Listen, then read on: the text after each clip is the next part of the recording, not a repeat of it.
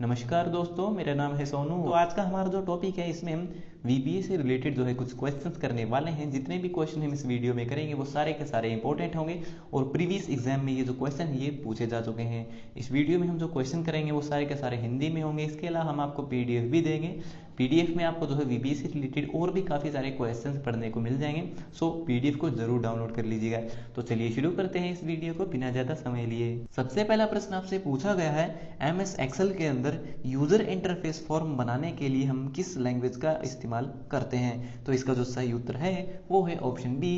Excel के अंदर जो है फॉर्म क्रिएट करने के लिए जो हम वीबीए लैंग्वेज का इस्तेमाल करते हैं। दूसरा प्रश्न है, वीबीए का पूरा नाम क्या है? तो वीबीए का पूरा नाम है विजुअल बेसिक्स फॉर एप्लीकेशन, यानी कि ऑप्शन ए यहाँ पर आपका बिल्कुल सही है। तीसरा प्रश्न है, वीबीए स्प्रेडशीट से डेटा को डैश करने की अनुमति देता है, यानी कि वीबीए के माध्यम से हम जो हमारी जो एक्सेल सीट होती है, वर्कशीट होती है, ठीक है, उसके डेटा को हम क्या कर सकते हैं? तो वीबीए के माध्यम से हम उस डेटा को रीड कर सकते हैं और उसको एडिट यानी कि उसको राइट भी कर सकते हैं। तो इसका जो सही उत्तर है ऑप्शन सी, ए और बी दोनों।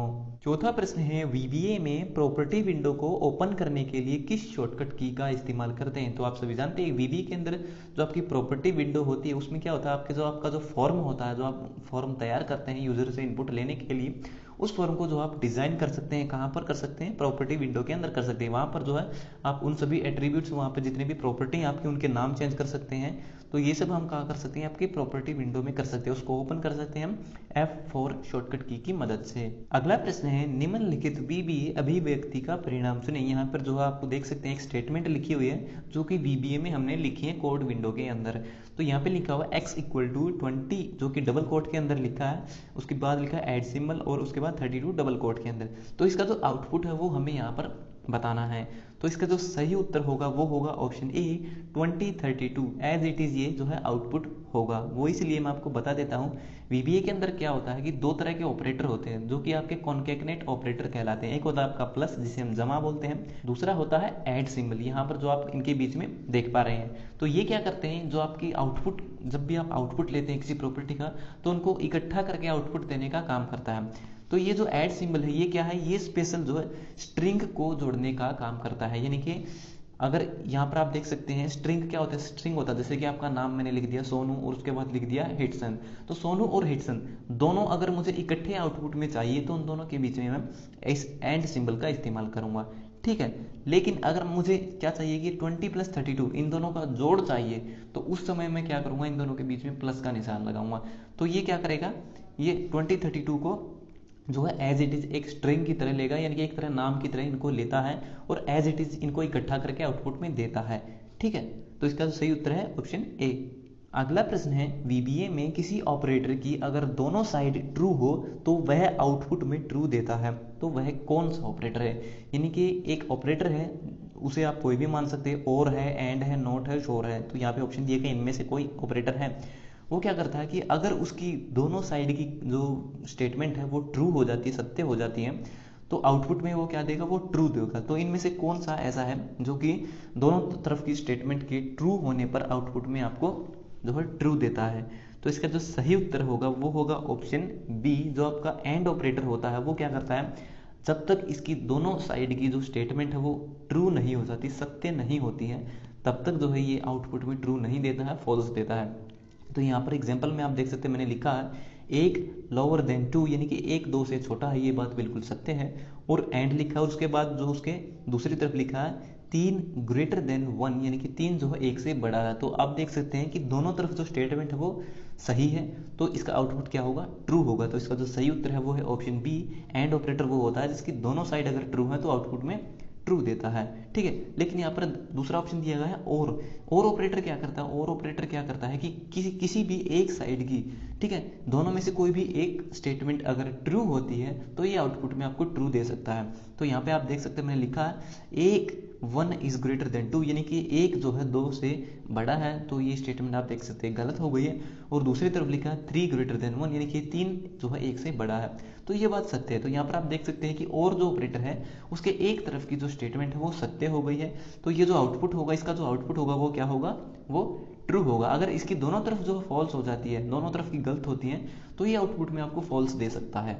सातवां प्रश्न है VBA में कोड विंडो को ओपन करने के लिए हम किस शॉर्टकट की का इस्तेमाल करते हैं। तो इस प्रश्न का जो सही उत्तर है वो है ऑप्शन ए, जो आपका F7 फंक्शन 7 जो बटन होता है उसको प्रेस करके हम जो है कोड विंडो को ओपन कर सकते हैं, जहां हमारा जो हमारा ये VBA होता है उसका सारा का सारा कोड लिखा हुआ होता है। इसके अलावा जो आपका F7 बटन होता है, अगर VBA के बाहर कहीं आप इसका इस्तेमाल करते हैं, मान लीजिए MS वर्ड में आप इसका यूज कर रहे हैं, तो वहां पर इसका क्या इस्तेमाल होता है, वहां पर इसका इस्तेमाल एक तरह से स्पेलिंग को चेक करने के लिए किया जाता है, यानी कि स्पेलिंग में कोई गलती है उसकी एरर को चेक करने के लिए F7 बटन का इस्तेमाल करते हैं। लेकिन VBA के अंदर क्या करते हैं, कोड विंडो को ओपन करने के लिए इसका इस्तेमाल किया जाता है। आठवां प्रश्न है VBA में वेरिएबल डिक्लेयर करने के लिए किस शब्द का इस्तेमाल किया जाता है।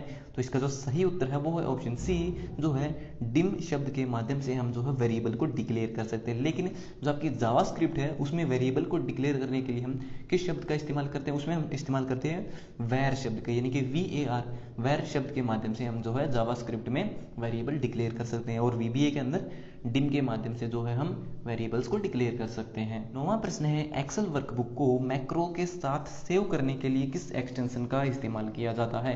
तो यहाँ पर मैं आपको एक बात बता देता हूँ कि जो आपकी एक्सेल में वर्कबुक होती है, आपने एक्सेल की कोई भी वर्कशीट ओपन की हुई है, उसमें आप काम कर रहे हैं एक्सेल फाइल में, तो अगर आप उसको एज इट इज सेव करना चाहते हैं, ठीक है, सिर्फ आप उसके अंदर डेटा स्टोर करके सेव करना चाहते हैं, तो उसका एक्सटेंशन होगा XLSX, यानी कि ऑप्शन ए यहाँ पर आपका सही हो जाता। अगर बिना मैक्रो के आप उसको रिकॉर्ड करते, अगर आप उसके अंदर मैक्रो रिकॉर्ड करते हैं, यानी कि VBA जो कोड है वो साथ में आप उसके अंदर लिखते हैं और उसको VBA कोड के साथ में आप उसको रिकॉर्ड करते हैं, तो उसका उस समय एक्सटेंशन क्या होगा, तो उस समय उसका एक्सटेंशन होगा .xlsm, यानी कि एक्सेल फाइल तो है, साथ में उसका M का मतलब उसके अंदर मैक्रो भी रिकॉर्ड है, और जो आपके मैक्रो हैं जो रिकॉर्ड किए जाते हैं वो VBA लैंग्वेज में रिकॉर्ड किए जाते हैं। तो इसका सही उत्तर होगा ऑप्शन सी। 10वां प्रश्न है VBA में UDF का पूरा नाम क्या होता है। तो VBA में UDF की फुल फॉर्म होती है यूजर डिफाइंड फंक्शन, यानी कि यूजर के द्वारा डिफाइन किए गए फंक्शन, यानी कि किस बटन पर क्लिक करके क्या काम होगा ये यूजर तय करता है। तो इसका सही उत्तर है ऑप्शन बी।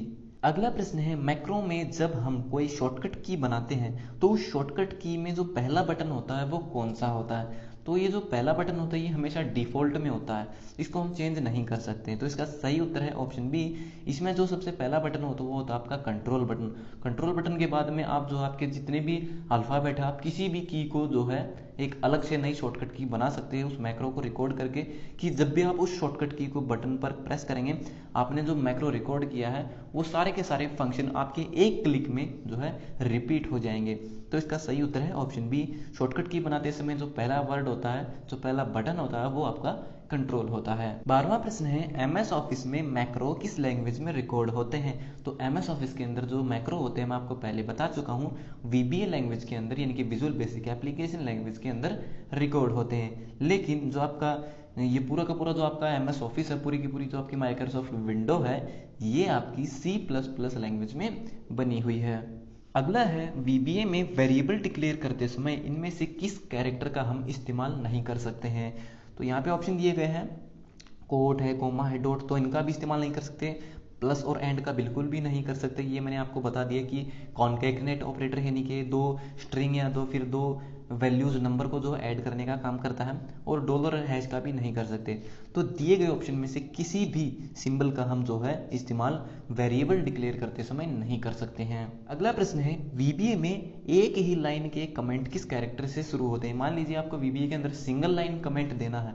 कमेंट क्या होता है कि आप कोड विंडो के अंदर लिख देते हैं कि ये जो कोड है ये किस प्रकार का है, लेकिन आउटपुट में वो कोड जो आप कमेंट करते हैं वो दिखाई नहीं देता, वो आपको केवल वहां पर आपको कोड विंडो में दिखाई दे सकता है, और केवल डेवलपर जो व्यक्ति होता है वही उसको देख सकता है। तो इसका जो सही उत्तर है वो ऑप्शन सी, जो आपका सिंगल कोट होता है वह, यह सिंगल कोट अगर आप निशान लगाते हैं और कोड विंडो में इसके बाद में जो भी कुछ लिखते हैं उस लाइन में, एक ही लाइन में, तो वो सारा का सारा आपका क्या होता है, कमेंट बन जाता है। आप उसको सिर्फ कोड विंडो में देख सकते हैं, आउटपुट में वो आपको नहीं दिखता है। अगला प्रश्न है VBA में हेल्प मेन्यू को ओपन करने की शॉर्टकट की क्या होती है। तो जो आपकी हेल्प मेन्यू होती है उसको ओपन करने की एक यूनिवर्सल की होती है, यूनिवर्सल शॉर्टकट की होती है, वो होती है आपकी F1।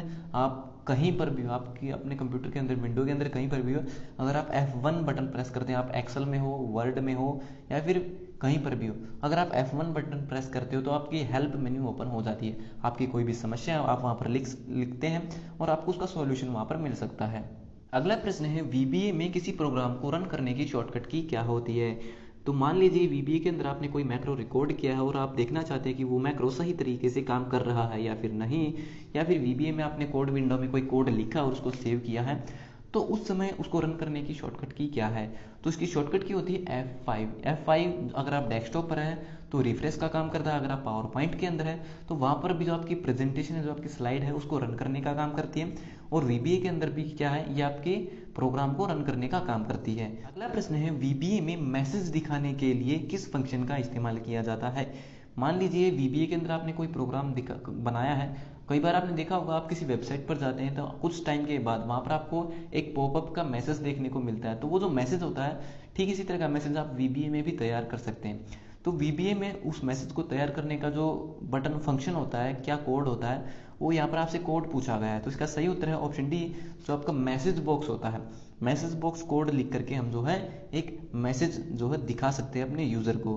तो ये यहाँ पर आप देख सकते हैं, एम जो है कैपिटल अक्षर में लिखा है और एस जी स्मॉल अक्षर में और बी फिर से कैपिटल। तो बिल्कुल एज इट इज हमें यहाँ पर जो है वीबीए के कोड विंडो के अंदर इसको लिखना पड़ता है। अगला प्रश्न है वीबीए में इनपुट बॉक्स दिखाने के लिए किस फंक्शन का इस्तेमाल किया जाता है। तो इसका सही जो उत्तर है वो है ऑप्शन सी।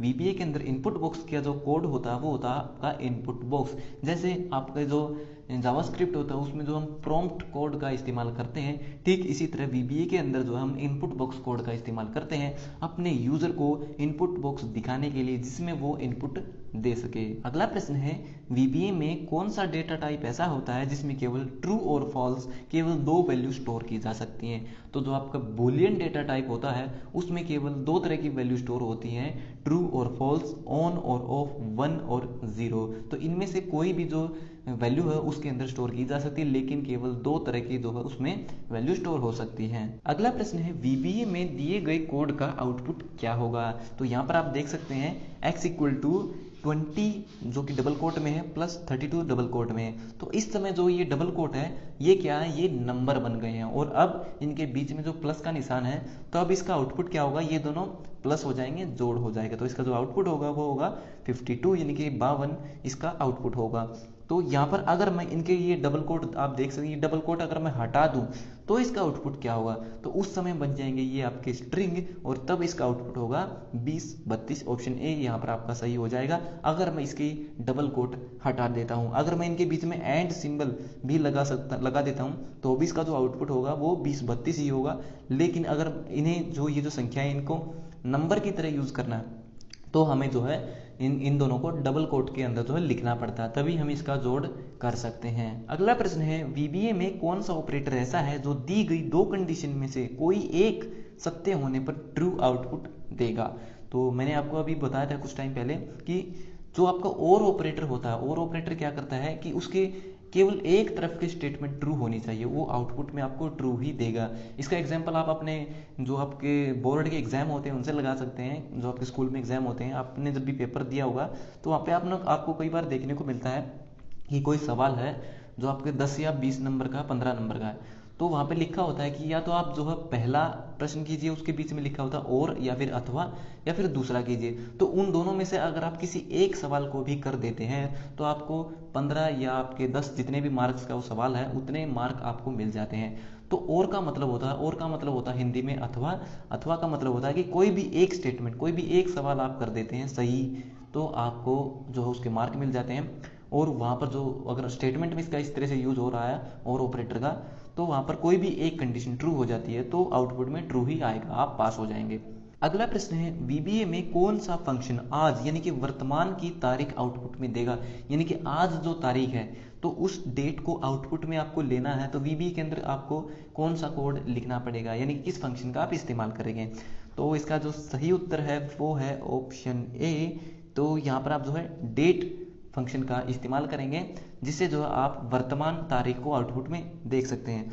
और यहाँ पर आपको ऑप्शन दिया गया है सी, डेट डिफ। डेट डिफ का मतलब होता है डेट डिफरेंस, यानी कि किन्हीं भी दो तारीखों के बीच का अगर आपको डिफरेंस पता करना है कि उन दोनों के बीच में कितने दिनों का अंतर है, तो उसके लिए हम डेट डिफ यानी कि डेट डिफरेंस फंक्शन का इस्तेमाल करते हैं। अगला प्रश्न है VBA में वर्तमान समय को आउटपुट में दिखाने के लिए किस फंक्शन का इस्तेमाल किया जाता है? तो इसका जो सही उत्तर है वो जो आपका नाउ फंक्शन होता है उसका इस्तेमाल हम करंट यानी कि वर्तमान में जो समय है, वर्तमान में जब भी आप लिखते हैं इस कोड को, उस समय जो टाइम होता है ठीक वही टाइम आपको आउटपुट में देखने को मिलता है। और ये जो कोड है ये आपका नाउ फंक्शन है, ये आपके VBA में भी काम करता है और एक्सेल में भी काम करता है। अगला प्रश्न है VBA में इफ कंडीशन को रोकने के लिए किस कोड का इस्तेमाल किया जाता है? तो VBA के अंदर इफ कंडीशन को रोकने के लिए हम एंड इफ फंक्शन का इस्तेमाल करते हैं। तो इसका जो सही उत्तर है ऑप्शन बी, यानी कि जो भी स्टेटमेंट, जो भी कंडीशन हमने स्टार्ट की है उससे पहले, उसको बंद करने से पहले, उससे पहले हमें एंड लिखना पड़ता है और जो हमने स्टार्ट किया था जो वर्ड वो लास्ट में लिखना होता है। इस तरह से हम जो उस कंडीशन को रोक सकते हैं VBA के अंदर। अगला प्रश्न है VBA में इनमें से कौन सा लूप इस्तेमाल किया जाता है? तो VBA के अंदर फॉर एंड वाइल भी इस्तेमाल होता है, डू वाइल और डू अंटिल भी इस्तेमाल होता है, फॉर ईच भी इस्तेमाल होता है। तो ये सारे के सारे जो लूप हैं ये आपकी VBA के अंदर इस्तेमाल किए जाते हैं। तो ये हो गए हमारे आज के सभी प्रश्न कंप्लीट। सो वीडियो देखने के लिए धन्यवाद। अगर आपका कोई सवाल है तो आप कमेंट बॉक्स में लिख करके पूछ सकते हैं। तो मिलते हैं हमारी अगली वीडियो में, तब तक के लिए नमस्कार।